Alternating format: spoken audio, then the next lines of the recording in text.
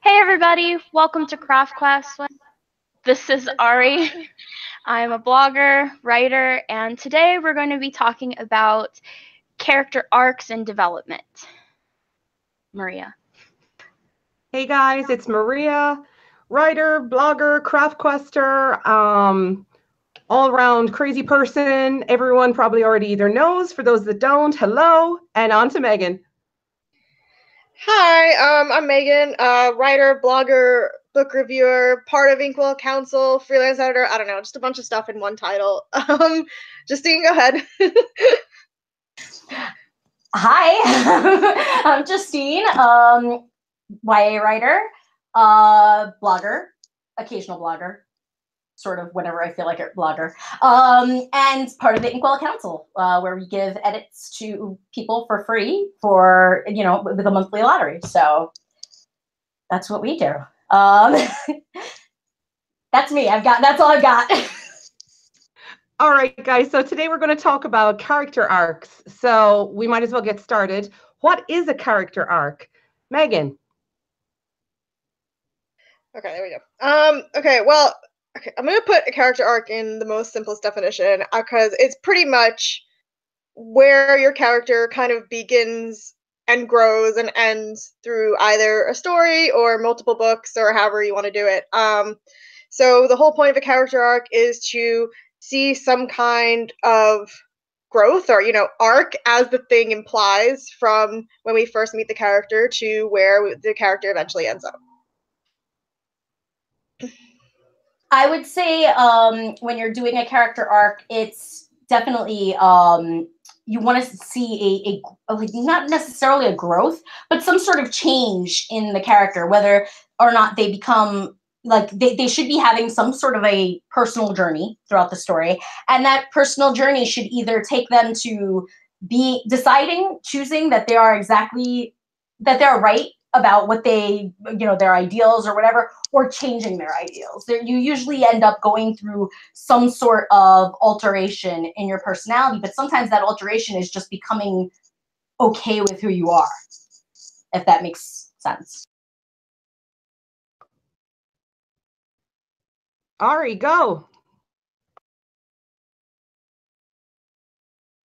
Okay, so I would say that the character arc is pretty much what everybody else said. It's change, it's growth, it's the character that you have in the beginning, something about them, whether it's accepting themselves, like who they are, or their situation, or it really depends, I think, on what their wound is or what their personal situation is. The change will be different, so there's not one template on how they should change overall, but there should be some sort of change or growth, acceptance, or acknowledgement of something going on in their life. That's it. Absolutely. It's kind of it's a wound coming full circle. So whatever it is that this character is going through, you got to look at your own life too, and look at things like losing a loved one, or what makes you the person that you are. Maybe something happened in the past, and it's kind of like you can even mirror your own life experiences. Like, how did you come to terms with these things? Um, how did you push through it? So the same thing for a character. They're not flat. They're not two-dimensional. They're just like you or I, and it's really putting that personality and that stamp on the character. So what is your process for creating characters? How do you guys get to know them? And what are the most important elements of each character? Megan, we'll start with you. Okay, I kind of go about it several ways, I guess. I really like not like personality quizzes exactly, but kind of like teasing out different things that I know my character is going to have based on like either certain categories or like prompts that are available online, which I really enjoy because I find like those little things can help give me some kind of foundation for them.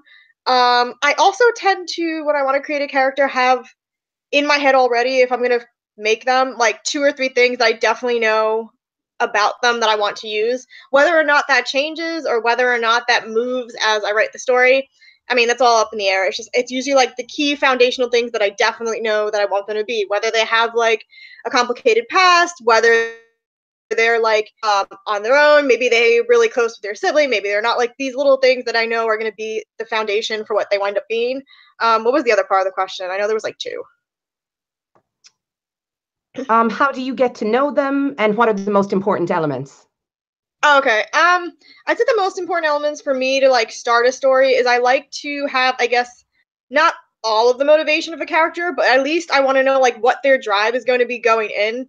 So since I tend to be a pantser, which we have talked about previously, I don't always know what's going to be happening. I just usually know kind of to an outline of what they'll fight for and what's the most important things to them, and I build off that. When I'm working with a character, I usually know the character before I know the story. I'll have like a brief idea of the plot, and then I from that I sort of grow what kind of character I need to journey that through that. And sometimes that changes, and I realize that that plot isn't going to work for this character that I've started building. But initially, the idea of the character comes from the plot, where I want the whole thing to go, and then I develop it over time. I'm big on listening to music when I'm outlining or when I'm character drafting, trying to get in their heads. I'll try to pick themed music to sort of get an idea of where they're going, or how they're thinking. I definitely want to know right off the bat what they want. Like Megan was saying about motivation. What is the thing that they want in their lives? And then the other thing, which is really kind of depressing is and dark, is what would destroy them.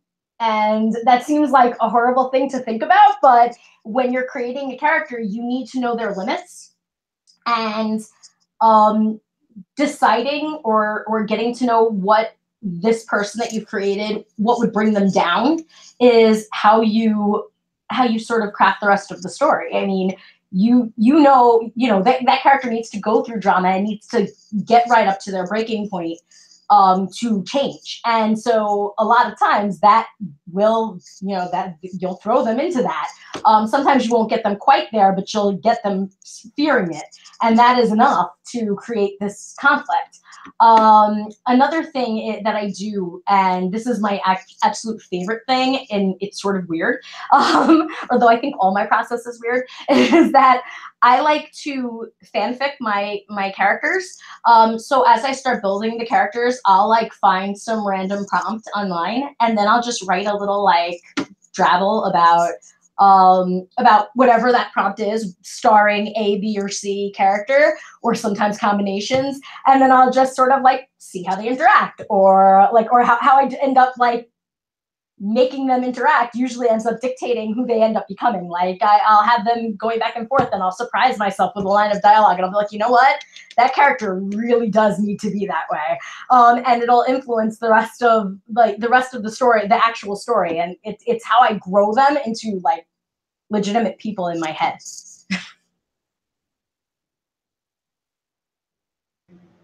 I don't think that's weird at all. Oh, good.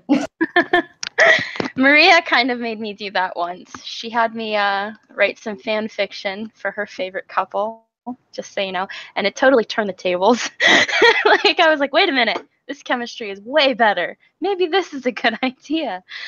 So I kind of do that too. I listen to music. I have music for the whole plot that kind of has the vibe of what I'm looking for, like the tone and the theme, but then I have music for individual characters and even music for scenes, because sometimes having music for the scene helps me to write out the emotions of that character better, to kind of have a sense of what they're feeling and what they're thinking, and the external and the internal conflicts in that moment. So I love music. It's such a powerful tool to inspire what you're writing, but also to represent that moment in a scene with characters. But how I get to know my characters is kind of a mix of what everybody said. I do personality tests. I do the Carl Jung Myers-Briggs mix-up. It's like on Humanectrics. It tells you kind of like, it gives you kind of a tag of what that character is. Like, for example, Jade was the most generous, or, like it gives you like weird theme, like title like that just kind of sums it all up, and they break it down. And I like it as a guide, but it's not a set guide. It's like Megan said, you might be in the middle of writing and realize that something, whether it be like the wound or some of their personality traits, are taking shape all on their own and need to change, and you just kind of roll with it. I try to have a rough idea of just what motivates them, their morals, their values, what's important to them, and how can I be the mean kid in the park and take it from them? How can I break them? It's easier actually to figure out how to break them than to fix them, but it's how can I be the mean kid in the park and make them cry? And so what could I take away that would affect them deeply, that would motivate them to move forward, to get it back? It's finding what matters most, as Megan said. So I try to think of them as a human being that's living and breathing. I do have conversations with myself when my husband's not here, because sometimes when he is, because talking, like pretending I'm speaking to them and imagining what they would sound like and how I would react to hearing someone talk like that helps me to form their personality and a story. It's very much mind play. But yeah, I mean, I try to think of them as human beings. What matters most? Where do they feel most comfortable? I came across a prompt once. I use them occasionally. It said, "How would your character react if they were stuck in traffic?" That tells you a lot about a person. So, so that actually gives me an idea of if the character is patient or if they're impatient. Are they considerate of others or aren't they? So I try to think of them as people. And I also talk to a lot of my friends and observe a lot of my friends and see how we all fit together, but we're all different, and kind of be aware of that. So it's like a mix of everything. I go overboard. I try to get character drunk and just figure it all out, and then it just changes as it goes. As for elements of a character that are important, I just think it's important to make sure that there is not necessarily relatable, but as real as possible, to make sure that what they're feeling is genuine and how they're reacting is genuine and the experiences that they're going through are genuine, so that it's not feeling like they're thrown into this impossible situation, and for their personality type, it's just not going to work. Some people are just not going to survive that kind of situation. Zombie apocalypse, perfect example. Not everybody will live through that because they just don't have that mentality. So I try to put them in a situation that they can still handle on some level, but they need to change in order to embrace it. So can I piggyback off of that? One thought that I had when you were saying that was that I think that sometimes people will be like, well, it's fantasy. It doesn't have to be like when you're writing things that are really like not real. Then well, it's not real, and so why do you have to react realistically? Well, you do, because you want that relatability to be there, and so that character has to relate. It has to react in a way that makes sense to the reader. And so when the reader is reading it, they go, oh yeah, if I saw that, I would totally freak out and run away or something like that. Like, you have to, even if the experience is really off the wall, the reaction has to feel like a reaction that makes sense for the character that's been created, and just in general, like, as, okay, yeah, a person would totally do that. That's my bit. Sorry. Yeah, and I feel like that comes back perfectly to personality of a character too. Who they are is going to determine on some level how they react. And if you have a character who's supposed to be aloof, but they're suddenly not, it's hard to explain that reaction without showing the character arc, the progression of them going from being aloof to slowly coming closer. So the reaction is, I think, so important because it tells the reader how that person is changing and interacting and being affected by the things around them, and even if their motivations are changing too. So I'm done. I'm going to keep going if I don't stop. I've got nothing else to add, to be honest, about the process. But what I do want to share, why not? Might as well. Is the disaster dumpster trash fire that was my last manuscript. All right, it wasn't really that bad. No, it was that bad. Yeah, it was. Okay, so here's what ended up happening. Now, the manuscript that I just finished is a YA sci-fi fantasy. But prior to that, I was stuck in historical fiction, mostly adult. That's how I rolled. So what ended up happening was I did so much research into the real people that the manuscript was focused on that I didn't put any effort or work, believe it or not, into the fictional character that I had created to weave into this world. So what ended up happening was about a year and a half after it was done, I had queried, it was whatever, it was DNR, do not resuscitate. A friend of mine who is a real life friend of mine, who's also my beta reader for the last 10 years, we had an epiphany at a restaurant where she said to me, we pretty much just looked at each other and we went, oh my God, the love interest, the guy was the protagonist, not my main character. So lessons learned for the next manuscript, obviously. So this time around, instead of the plot driving the character arc, I really put a lot of effort into the character driving the plot, as opposed to the other way around. And how I did that was the same way everything that everyone else is talking about. We talked a lot about Angela Ackerman and Becca Puglisi's book series, The Thesauri, whatever. They're amazing. So the emotion thesaurus, the emotional wound thesaurus, both of them are must-haves, particularly the emotional wound thesaurus. That's probably one of the best resource that I can recommend for developing your characters. So how about you guys? What are your favorite resources to develop your characters? Or do you have one? Megan? I'm not sure if I necessarily have a resource that I use to develop a character. I think it more just comes down to whenever I'm writing a character, if I need to research for that character, that'll kind of help build the character, and it's kind of just like picking different pieces from wherever I'm looking into stuff. The other thing I guess I like to do is if I'm stuck on a character or something, I'll like refer to a character that I really, really, really, really liked in literature. And be like, okay, what did I really love about this character? And, had the author, how they did it, and like use that as like, not obviously copy the character, but like use it as inspiration to push me forward to create a character that is equally strong and engaging in some way.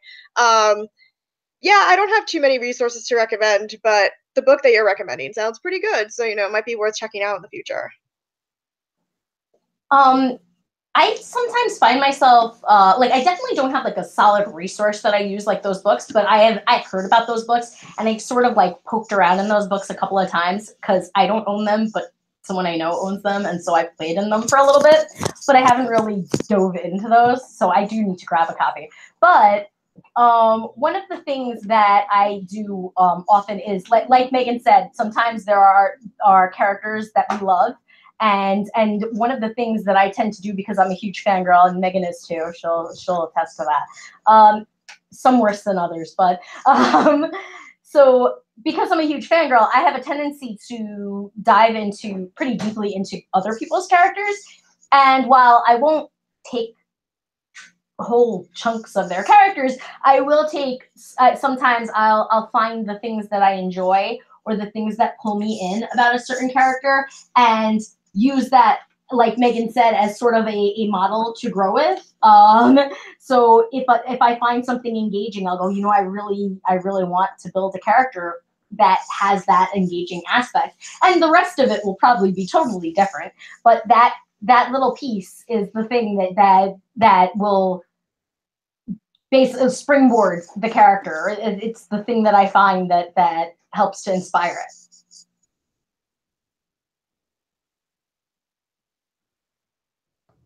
Ari, your turn. I know, I was trying to unmute myself. So I use a lot of different resources. I'm big on the internet. I have two places I go on the internet currently. I go to allocation.com. They have a list of 550 alternative words for said. I'm weird about repeated words. Like if I find that on one whole page it's like he said, she said, they said, this said, I'm like, no, I don't like it. I'm sure other people are okay with it, but I don't like it. So I like to have options. Go on, you can slip in. Side note, Try to avoid allocations if you can. Don't say said at all. Find another way to do it. Don't even say find a way. Said. I think occasionally it can be yeah. and it works. But not like, there's a point when it gets really annoying when it's like, Marcus said, Julian said, so-and-so said. I'm like, they're all saying things, but it's not really saying much about what they're saying. Or what they're doing, because no one's sitting there, unless you're doing what we're doing right now, no one is sitting there just talking. Usually things are happening. They're, fiddling with something, they're moving something. So those are the things you can use. Oh, Marcus picked up his phone and scrolled. Blah, blah, blah, he said. No, well, without the he said. Marcus did that, quote, blah, blah, blah. Yeah, you don't even have to put that's enough. You don't that on need to there. say. Yeah. I get you. I do that too. Okay, now go back to what you were saying. Sorry. No, it's fine. You can always interrupt me, Justine. I don't mind. The other one I use is the Writer's Handbook on Tumblr. They have a lot of little cheat sheets for like different smiles and what they are and different ways to say said, but also has a cheat sheet for body language. I'll scroll down here for a second. They've got loads of stuff. Like, you know how some people might add very in front of words? It has substitutions for that to avoid it. And just they're little pictures. So they're so easy to tack up on your wallpaper and just keep there. So I do roam the internet looking for little cheat sheets to remind me not to go into default mode, which can be, is so easily done. When you're writing, you just start plugging in words, and later I'll fix it when I edit it. But sometimes you want to convey certain emotions or reactions or show, and it's easy to have a cheat sheet. And that site has practically every cheat sheet I could ever want.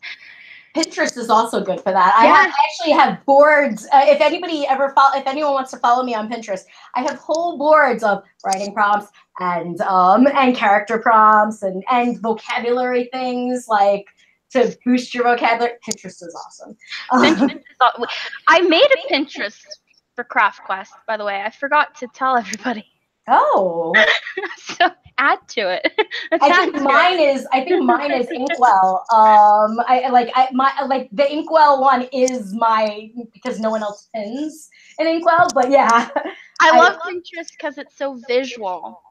And exactly. That's what made me think of it. The pictures you were saying, because it's so easy. It's there right in a graphic, and then you just kind of like, oh, read that. Oh, good. I've got my little information tidbit for my brain today. I'm just gonna jump in and say aesthetics. That's all. That's what I spend a good 25% of my time on, making pretty aesthetics. Okay, and I don't care. It counts as writing. If anyone says differently, fight me. Okay, bye. You are building your character and your story and giving yourself a visual, and that is writing. Here's the hashtag every Thursday. It's called Thursday Aesthetic, about different features of people's stories, and they are great and they make me super excited for things. Okay, so fight me. Goodbye. No fights. No fights. I spent 4 hours on one aesthetic. I was looking for the right pictures. I don't know why I'm making this noise. I don't really think I'm not hearing it. I think you're only hearing it. I sound like a robot to myself. No, I'm hearing it too. That's someone's feedback. All right. And then I use the same books that Maria does, the emotional wound, the positive and negative trait. So sometimes having a physical copy when I need to avoid the internet is good, because I get lost on the internet. I start to find all sorts of things, and then I keep clicking to go on. I'm totally clickbaited half of the time. And so having the books in front of me when I can just have what I'm writing and a book that tells me body language or reactions or things that give me an idea of how someone with this perspective of the world might think, it's just helpful. It kind of gets me into that character's mindset. So I use those books, but I think between them and I use the books and the internet about the same. Those are my tools. I mean, the internet is the whole world at your fingertips. The tools there are endless, and if you're not sure if something is an appropriate tool or a correct tool to use, or not even that, if it's something that's actually going to be helpful, ask someone. There are lots of writers, they all use different things. So it's hard to imagine writing before the internet, because I mean, I did a little, but not to the point that I am now. And so, like, I don't really, I don't know how I would research anything without the internet and verifying my sources and going, like, you know, going to Wikipedia and starting there and just like going out into a spiral of resources. How do you do that? I mean, you know, like books, I guess, but it's just so easy. Which is where we have to, I guess, be careful too, where you don't make it too easy. But man, the internet helps. It really, really does. And, you know, it's funny that you bring that up because I was just thinking the other day, my greatest research tool back in the day was Encarta. Did anyone else have Encarta? Yes. Okay. Encarta. And then, of course, all of the encyclopedias. It was like ridiculous. So yeah, that's old school. All right. So we'll move on. So what are your character pet peeves? And what makes you fall in love with the character? So I just want to get my 2 cents in here real quick. My character pet peeve is a Mary Sue. I cannot deal with Mary Sue characters. And for people that are not familiar with the term Mary Sue, they are two-dimensional flat characters where things happen to them as opposed to them being involved in their own journey. So it's they're really like, we're seeing the plot through their eyes, but we're not that invested in those characters. I can't think of one off the top of my head, but I know that I've read them. They really annoy me. Nora from Hush Hush. She was considered a Mary Sue because she was like a goody two shoe, and then she was goody goody, and then was like always, yeah, and then things kept happening to her as opposed to her actually doing things, which is sad because I did like the books first when they came out, and then when I realized that nothing was really happening, I felt really sad. Exactly. And correct me if I'm wrong, but isn't Bella from Twilight like the Mary Sue? She's a Mary Sue. Yeah, she's Let's a not Mary go Sue. down this road. We won't.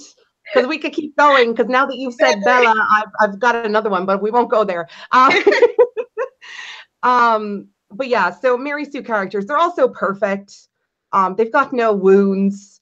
They, you know, stuff hasn't happened to them. Their families are perfect and they're awesome and they've no angst and, you know, everything's amazing. And then plot just happens and they like fall apart at the seams. They're like, oh my God, things are happening. And it's like, it's ridiculous. They're a backseat driver. Really, they become that annoying secondary girlfriend character, you know, that you read in a lot of books. So what makes you fall in love with a character?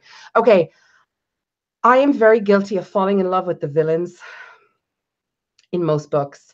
I'm not going to lie, especially if it's a broody male villain. I don't know what it is, but the reason that happens is because I see my own flaws in them. You know, where something is super, super relatable. And of course, the antagonist is they always think they're right. They've gone through their own arc, you know, and they've pushed through the other end and they become this bad person in the eyes of the main character, but in their eyes, you know, they're right. And I think that goes for, you know, for real life too. When you meet people that you think are, you know, not nice and stuff, they think they're right. They think that they're good people. Very few people go out of their way to just be not nice. So, you know, but yeah, when I can see a little bit of me in these characters, from the standpoint of maybe I have the same wound as the antagonist or the main character or whatever it is, when I can see a little bit of myself, that's when I fall in love with the character. Even if they're 99% of the time annoying, if I can connect with them on one level, that's all it needs for me to fall in love. Megan. Okay, so in terms of pet peeves, I have 2 main ones. One is a really possessive character, mainly because they tend to be more of an abusive plot point than they are actually a character, and a lot of times possessive characters don't ever get their let's just say their SHIT handed to them. So I feel like a lot of times or possessive characters are often seen as like, you know, compelling or, you know, just, you know, has some past troubles. And I'm like, that's great, but that doesn't stop you from being a terrible human being. So that's number one. My other pet peeve, it's more of like a plot point, but it involves characters, so I'll use it. It's when the plot of a particular story or big major plot can be solved by talking to one another, and the character has to think that it's like this huge big secret and everything will end without that. That kind of drives me a little nutty, because I'm just like, if you just talked about it, we wouldn't be here, and you'd actually be in a much better place if you talked about it. But I will not get into that too deeply. In terms of characters that I absolutely love, I love like soft boys. So what that means is those really kind of like moody-ish characters, but like they're like cinnamon rolls on the inside. So it's like all of that, like they allow themselves to be vulnerable, which I really enjoy, because then I just want to squish them. And then I really enjoy like badass women characters who are unapologetically badass. And that doesn't mean that they're, slashing people's throats and being all brutal and stuff. I mean, it could be any type of badass woman, whether, they're still feminine, but they're still kicking ass, or they're on one side or the other, or somewhere in between. Those are like my two top love characters. Oh, and also actually adding to your point, Maria, villains. Villains with really good, compelling backgrounds. There you go. Okay, I'm done now.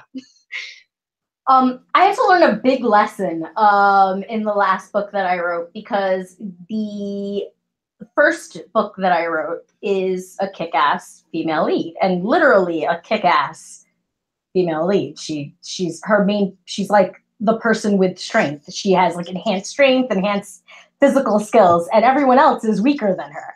So, and that was a weird thing to try to pull off, because also you don't want to make her to be the best character at everything. So I made her kind of suck at first at using it, and then I made the other people around her way smarter than her without making her really dumb, because that would be really bad, because then she would be kind of that's a bad character thing. I've read books where I'm reading and I'm like, are you stupid? Which is a horrible thing to think, but it's like, no, but why are you doing this thing? And none of their actions make sense, and that is a big pet peeve of mine.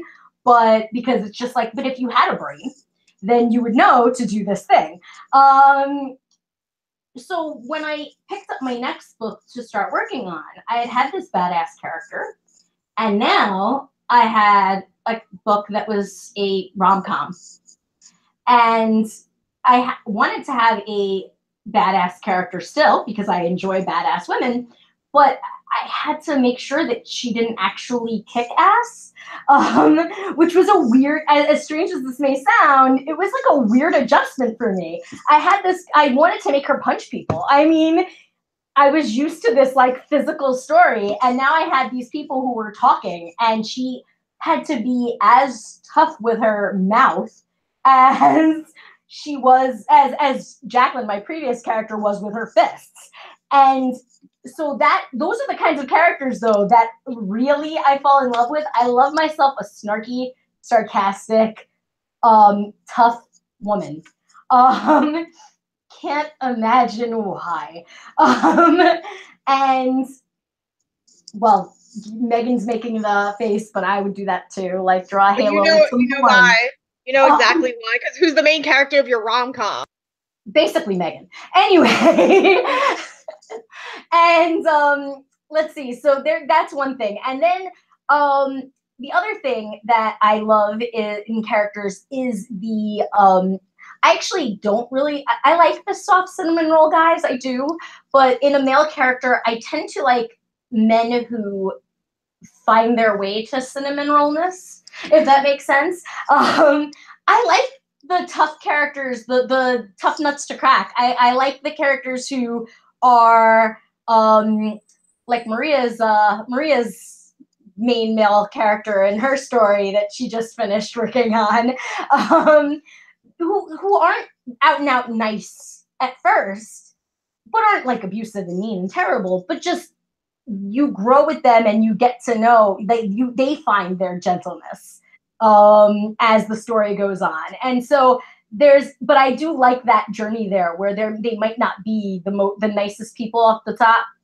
or the not the nicest, but definitely not the softest people off the top.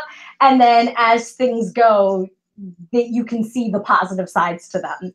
Because I feel like not everybody is very outwardly good or sweet all the time. Sometimes they, you know, you need a little bit of hammering away to find that the positive qualities.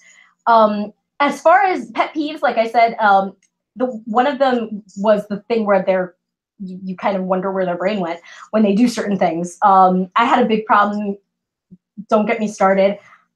Cassandra Clare, Clary in Mortal Instruments. And look at that. Maria is hiding.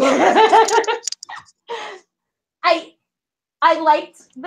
didn't like the main characters, and I loved the stories. I did. I loved all the supporting characters, but Clary just made me want to yank my hair out. She did things for reasons I couldn't understand, and she was very overly dramatic, which is another thing that I really hate when people wallow and cry for like chapters about things. Just it makes me nuts. And like things happened to her too, where she just sort of was dragged along for the ride. It took a long time before she started doing things, and then when she did them, they were like, no. Book 4. Goodbye. Yes, that exactly. So while me and Megan, if you've ever seen, we used to run a web channel, which we don't really keep up with anymore, but we did have an open conversation about the Mortal Instruments for a solid 40 minutes, I think. I threw a chair at one point at that part. Threw a chair. It got rowdy. Not at me, just frustration. So that's a character pet peeve of mine where I don't want you to whine. You know, I actually, I'll be honest, I have that as a personal pet peeve where I feel like no whining, like try. If you're trying and you're not succeeding and that's frustrating, that's different. But if you're whining because you're sitting there and doing nothing, then it's very frustrating to me. And that in a character kills me. So, okay. Sorry, go ahead. Carry on. I'll forgive you. As long as you don't attack Will, Jem, and Tessa from the Infernal Devices, I'll forgive you. I didn't read that. But I've heard great things about it. It was like, if you want a love triangle, a true love triangle where all three people are in a relationship together, then it's beautiful. It's like the only time when it's beautiful. I'm just saying, it's the only book. I like the Dark Artifice series from Cassandra Clare. So it's not a Cassandra Clare smack. It's Clary. I didn't like Clary. She wasn't my favorite from that. It was always Simon. Simon and Alec. Yes. Magnus. My loves. Malik for life. I have to send you that video because you'll get a kick out of it. Sorry. We've gone so off in a tangent. I had to defend my love. No, they're good. I'll let them go. They're fine. They're safe. So what you love is a frozen cinnamon roll, where they start out frozen, and then you gotta warm them up a bit, and then you pop them in the oven, and then you start to smell the deliciousness, and eventually you get to eat the tantalizing dessert. Perfect. I'm so hungry today. My pet peeves. What is happening? I don't know anymore. This one has definitely gone off the rails. Frozen cinnamon roll is totally my thing too. I wouldn't call it a brooding character. I think I'm naturally attracted to introverts, so I really like the introverts. I'm completely opposite. I like to talk, so having that character who actually listens, but nobody knows that he listens or she listens it's just, I don't know, I really like that. A quiet character who, I do like morally ambiguous characters, the ones that you don't know where they stand. I'll spend half the night trying to figure it out, and I'll probably never know until like the very last book. And I do like characters who are strong. Like the strong female character, I don't have an issue necessarily with them if they're different kinds of strength being represented. I love a female character who is resilient and has different kinds of strength, not just physical. I think that's one of my pet peeves is when you have a physically strong female character who just grabs men by the balls and crushes them all the time, or kicks people in the face or super aggressive or somehow they have to behave like a man to be considered a strong female. When I don't know why it drives me nuts. But like, why can't you be a strong female who embraces your nakedness or sexuality, or being comfortable in being mouthy to people, and without being degrading to a certain point? I think that there are different layers of strength that sometimes books just completely miss, and so it starts driving me nuts, because then I just start thinking they're bitch, and it's just daddy did them wrong kind of thing in my head. So I don't like those kind of characters. You might need a rating system on her. I think it's also male characters who are just constantly over aggressive without any other personality traits to them. I'm talking about, like, there's a certain level of manliness that is attractive to me, because I'm attracted to certain masculine behavior. But I think that it's when you have a guy who practically just never changes or evolves, that's a pet peeve. I've seen that in books before. It's like Maria said, where like the Mary Sue, where she doesn't really change and she becomes a secondary and the male character becomes the main character. I've seen that before. So I like a mix of traits, feminine and masculine. In fact, the book that I'm writing now, my main male character, I really wanted to put more feminine traits in him, because he's so pretty. I know. he's got a layer to him. He's a frozen cinnamon roll that just nobody really sees, because they just assume he's some murderous jackass, for lack of better words. But nothing. I think if the motivations are justifiable, then it makes sense for someone to behave a certain way. But it doesn't, like male characters who murder. Like if we were going to talk about Twilight, if Edward killed Jacob and went over the edge, that's not okay, because that just took it too far if that were to happen. So I guess I just like a mix of characteristics, and I feel like if characters fall one end or the other on something too heavily, or fall into stereotypes of traits too heavily, then like you have like the talkative airhead. I don't really like that. Obviously, there's something's got to be going on beneath the airhead to make them want to talk so much. So For that's instance, it. maybe an insecurity and a fear of silence. Yeah, I hate silence. Yeah, it's perfect.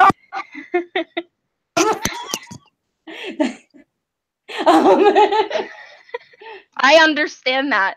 Seriously, I hate silence. Every time I get the silent treatment in a fight, it just unhinges me.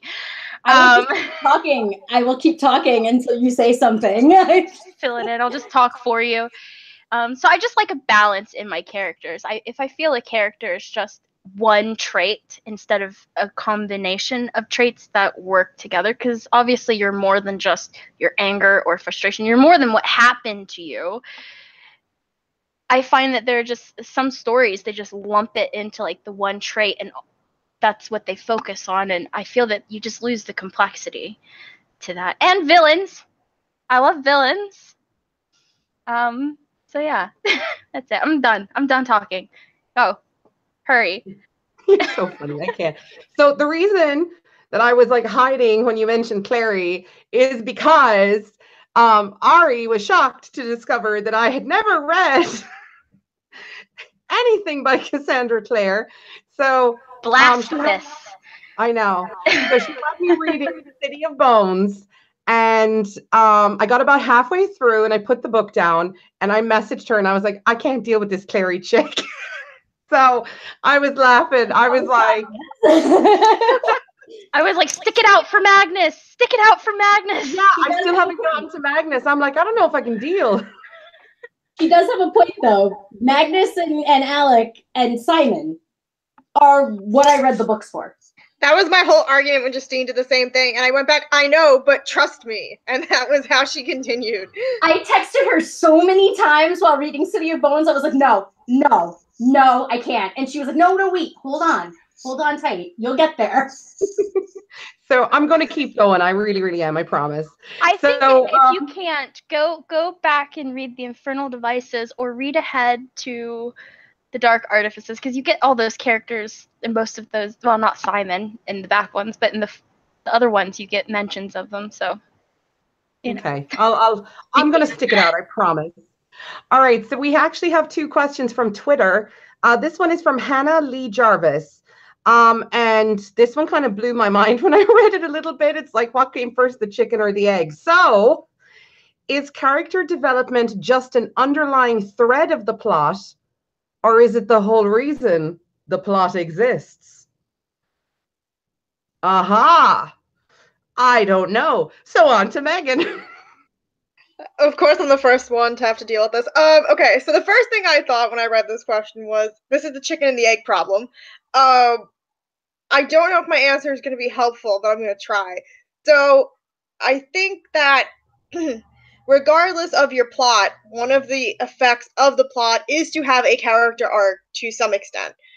I do not necessarily think that the character arc is the whole reason why the plot exists, because there are a lot of books where the only reason why the character is involved is because it's like a larger scale thing. Like, okay, I just finished reading Wild Card right now by Marie Lu, which is the second one in Warcross, and I'll use that as an example, but I'll use the first book because it's kind of a similar thing where the main character becomes a part of a much bigger problem, especially in the second book, and the plot causes her to change because that's just, she has to, in order to, one, deal with the resolution of book 1, but also deal with a lot of her past that she hasn't really brought up in a long time, and also deal with finding out a very, very dangerous truth that will affect not only her, but the rest of the world. So I think, regardless of if the main character had a big arc, the plot's still going to happen without her.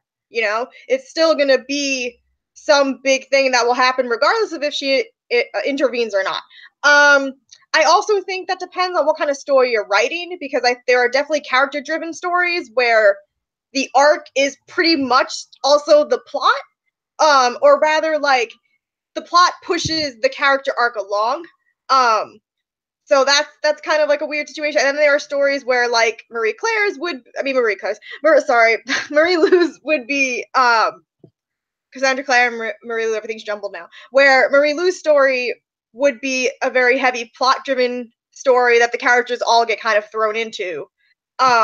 So, I mean, I guess they both coexist. I think depending on the book is what relationship will take more precedence, if that makes any sense. Good luck, guys. Okay, so here is my thought on that.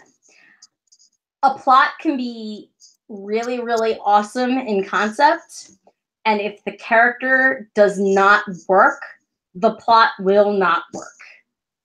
I feel like the character is the thing that we grab onto as readers to take us through the story. And so, while Megan was right, and there are character-driven stories and plot-driven stories, and that really does make the difference on where the weight is laid. The important thing to do is to get the character right. The plot can be cleaned up, can be edited, can be changed, and so can the character, really. You can strengthen the character. But if you go into a book, no matter how cool it sounds, and you hate the character when you're reading it, you will close the book. So you definitely want to make sure that your character is compelling. And to have a compelling character, they need to have a compelling desire, and they need to have a compelling arc. And you can see signs of where that might go, usually from the first couple of chapters. What journey are they about to embark on? And if that seems like it's going to be kind of lame, you're not going to stick around. So I feel like the plot is important, and it's good to have a good concept and a good direction in the plot. But I think that if the main character is not interesting and does not have an interesting character arc, you'll lose the plot. The other thing is that the plot sort of encompasses many characters, And if you're doing it right and you have more than one character, well, you will have likely have more than one character. You're not going to have a person sitting there unless you're writing Castaway, Wilson. But if you're writing a story with many characters, you're not just going to want that one character arc. So you want a character and a plot, and then a bunch of other characters with smaller mini arcs. You know, and you also have your flat background characters that shouldn't be too flat, but they don't really have an arc of their own. But if you have a lot of people interacting, you're going to want those character arcs to play in. So the main character is the most important arc, but character arcs together build the plot. I'm not sure if what I just said made any sense, but I hope so. And I hope you took something from it. All right, so I have a good example for that. It's kind of like when you have a musical or a play, and you have the setting and the plot, and you have the people who stand up front and are, you know, have the main roles, and you have the extras, and you have supporting roles. It all has to kind of function together for the success of the play. I think that the theme, like the theme or the message that's in the story, that the story is centered around, I think that how do I word this? I think that determines to some level whether or not the characters versus the plot are most important. I get not saying most important, but the thing that you should pay attention to the most. I think that if you have like a rebirth theme in your story, which those are always great stories to read, it's important for the character arc to be strong and for the plot to kind of complement it. But I think people will forgive it if the characters are done well and their transformation is done at a reasonable pace, and the person that they are in the end is someone that you can still like. And who is relatable. But I think that there are some stories, I've read some short stories, not main stories, where plot was at the forefront and the characters were almost, it's like having altos and sopranos. The characters became the melody and the plot became the soprano aspect of it. And that's mostly what was at the forefront, was the plot. And they weren't bad stories. They were different because I like character-driven stories, but you still get a taste of the characters. It's just not the central, like they're not the center of the book universe. So I do agree with Megan and Justine. I can't side with anybody here. I'm mostly neutral because I think both are right in their own way. So I've read both kinds of stories, and I think that they both work depending on the theme that you use in your story. That's it. I think the kind of bottom line for this question is one cannot exist without the other. The plot will influence the character, and the character will influence the plot. And if there is no character, then you're just gonna be reading something really.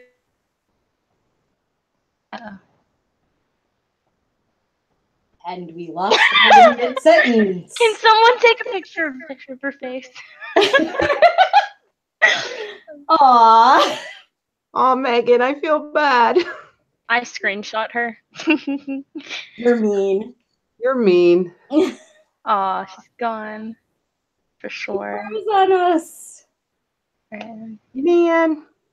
All right, the show must go on, guys. The show must go on. Yeah, we just sat there waiting. I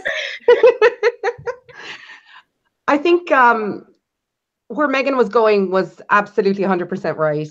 You know, the characters are not going to develop without the plot, and the plot can't develop without the characters.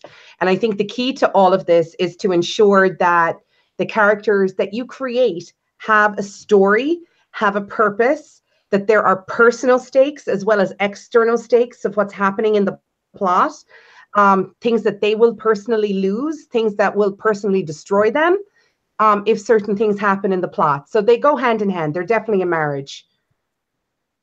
I agree with that. I think that it is. Are you back? Right.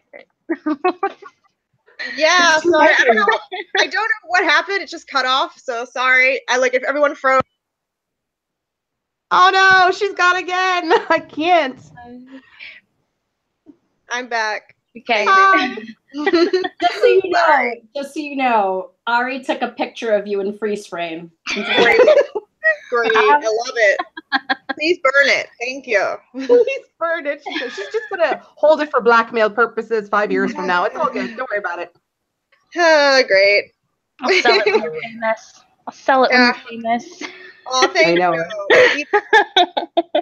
All right, so we'll move on to our last Twitter question. This is from Billy Owens Jr. Can writers expect to find already published characters that are similar to their own? And how do you react when this happens to you? So I think, in particularly for Billy, because I know he illustrates as well, I think maybe Billy was wondering about the illustrated characters that he creates, that they visually look similar to something that's already published. So for that aspect, I guess you want to make sure that they have some sort of trait that this other character doesn't have. Don't panic. Don't don't go crazy, and don't panic about it. Things are very easily fixed. It might be that your superhero suit is purple instead of yellow, or whatever the case may be. And you can give them another layer, something else, a different, maybe their superpower does X instead of Y. So the best thing to do in that situation is not to panic. For people that don't illustrate, characters are like people. You're going to find somebody in life that you click with, like your personality is the same as theirs, or this person reminds you of your sister or your brother. So like characters that are already out there and already published, you're going to find one or two or many that are very similar, insofar as they have the same wounds or they have almost the same arc. So when that happens, we can piggyback that and reel it on into tropes. So, you want to make sure that your character is a little different to these other characters. Avoid things like that have been done to death. The Chosen One, done to death. Call it a day. We've had these discussions before, but that's just my take on it. Megan, you with me? I am.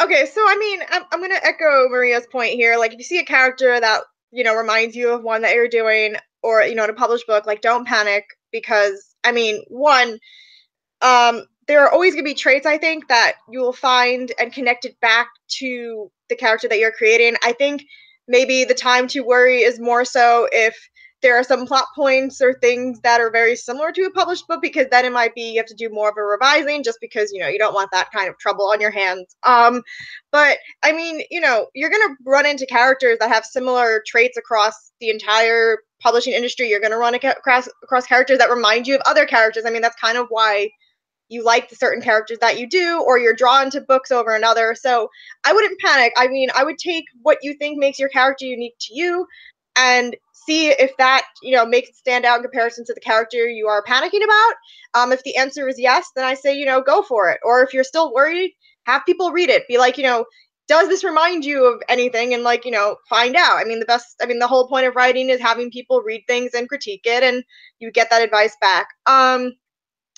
What was the other point that I had about this? The other thing too is right. There are different genres and different types of worlds to go into. So the character that you might start out with in your fantasy genre compared to the published contemporary is going to have a very different journey probably than the contemporary character. So that's also something to keep in mind. I wouldn't panic. I would just evaluate what your options are and who your character is. So here's my thought. It's all been done. There are no new ideas. And the only difference and I apologize if you just heard my cat screaming. The only difference that there is you and the way you write it. And that's the only thing that you can adjust, change. Your I feel like there's this theory that we all sort of draw from the same creative pool, and so we're all sort of coming up with similar ideas at the same time. My cats are getting into a knockdown drag out fight over there. I'm sorry for the distraction. So yeah, just try to make sure that that your way of telling a story is different and unique. And with your voice, you'll change enough of it because all of the plots have been done in some manner and all of the characters have been done in some manner. Human nature is human nature. And so the best thing that we can do is bring the unique part, which is us, to the table and use that to change things, because you're never going to tell a story the same way someone else did.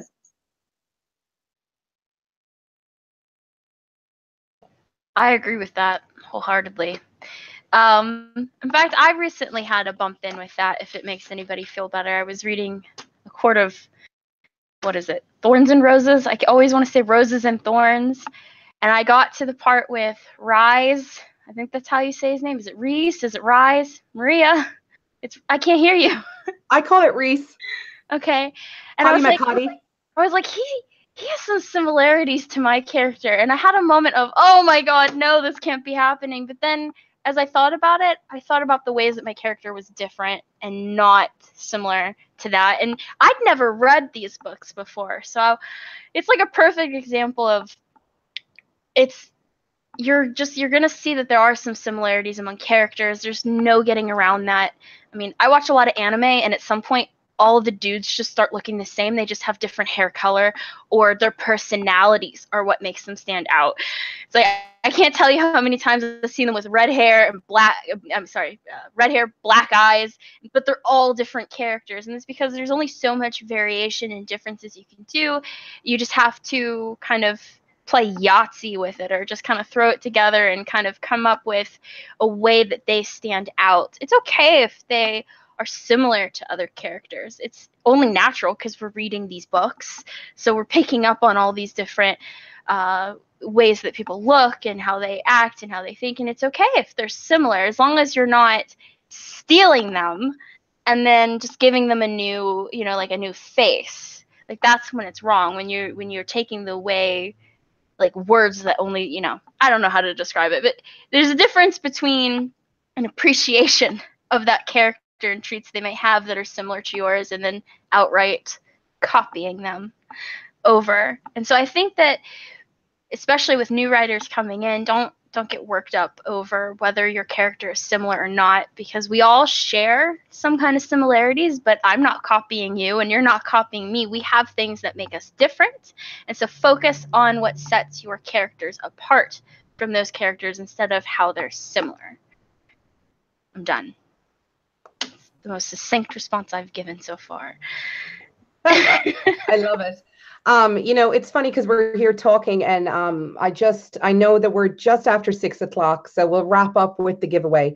But I think something just popped into my head, and I think it's a quote from George Martin, where he basically said that none of his characters are inherently good or inherently bad.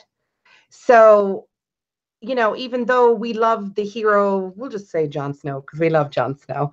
We being me, and that's a royal we. So, like Jon Snow, he's our good guy, air quotes, but there are parts of him that are bad. So I think even if you find yourself in a situation where your character is kind of similar to another character out there, you could give them a good trait that's different, or give them a bad trait that's different to that other character. Just, it all adds another layer, and it's all part of the character development. So I wouldn't worry about it. I'd be more worried if your plot was the same as another plot, or if your opening chapters resembled another book, Maria.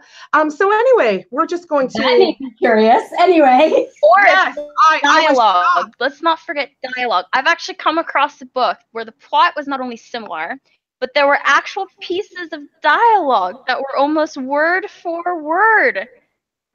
I'm telling you, we all draw from the same creative pool. And it was insane. I've had ideas. I actually wrote a whole blog post on it in the past where I've had ideas that I have told my husband, and then literally, okay, so there was this show called The Secret Circle. I don't know if you remember it. It was on the CW. I've even read the books. Okay, so yeah, I know there were books. I never read the books. I heard about it first on the TV series. I set the premiere to record, and that morning I wrote a scene. And my first scene for a story that I was working on, actually the book that I was talking about with the girl who could kick ass. And I gave it to my husband to read, and he read it. And then we went home and we watched the opening episode of The Secret Circle. And there was a scene that was almost exactly the same. And I threw a piece of paper at the TV screen and like stomped out of the room. I was so mad. But it was totally a coincidence. I'd never seen that before. The show just premiered. And that morning I'd given it to my husband, like, here. And he told me, he was like, you know, if I hadn't read it, I would have wondered if you just got the idea from the show. And I was like, but I swear I just wrote this. It was just such a weird situation. And it happens. It actually isn't the only time that's happened to me. Sometimes people just come up with a similar idea to you, and hopefully you have enough of a unique way of saying it or a unique idea involved in it that you don't end up having to scrap the whole thing. I mean, I do want to add that if people are following, just real quickly, if they're following kind of like there are different kinds of outlines for different types of like the hero's journey kind of thing. Of course, there are going to be similarities in certain kind of events or things that should happen, but it's how they happen that's unique to that character's experience. As long as it's like not exactly the, you know, there are certain templates that some people use. That's different than, like, that's okay. I don't want people to think that it can't be in any way similar to other works, but it's when you start to mirror that work and put it in there, it's easy to do. There's nothing wrong with it. It's just being mindful of what's going on and what's influencing you. That's it. Well, I've had fun. Honestly, we could probably go on for another hour, but I think people are going to like tune out or be like, what the hell's going on? So let's continue with talking to each other. I know. We should just do this like once a week, chit chat. So let's move on to the giveaway. Ari, tell everyone about the giveaway. So this month and this month forward, I guess I should say, we're going to be using a raffle thing to do it, because I feel like it's unfair to just like look away and click, and that it's not as random as I would like it to be. So this month I just went through and hit a button, and that decided that Scott Petty was going to be the one to win our books. So you just click a button and it happens. And so yeah, it was only available for people that were here in the US, but we did have a lot of people abroad that tuned in and gave us their 2 cents. And so they'll be getting 4 books, and I actually have to open up the document. They're going to be getting, I think, The Emotional Wound, Negative Traits and Positive Traits by Angela Ackerman and Becca P, because I don't want to mess up her last name. And then they're going to be getting The Character Arc by K.M. Weiland. So I have all those books. I read them. So I figured they were good resources. So yay! That's awesome. Congrats to Scott. So, you know, like I said, we could keep going on for another hour here, but we're not going to. So we hope you guys enjoyed it. If you did, please share it around your social media. And we will be back with a brand new episode next month. What date, Ari? It's on the 21st, and our topic is going to be about writer self-care. So how to take care of yourself when you're in the midst of writing a novel. Awesome. Which is very important because, you know, this lady got sick from doing too much. Crazy person. All right. So this has been another episode of Craft Quest. We heart you guys, and we hope to see you next month. Bye. Bye. Bye.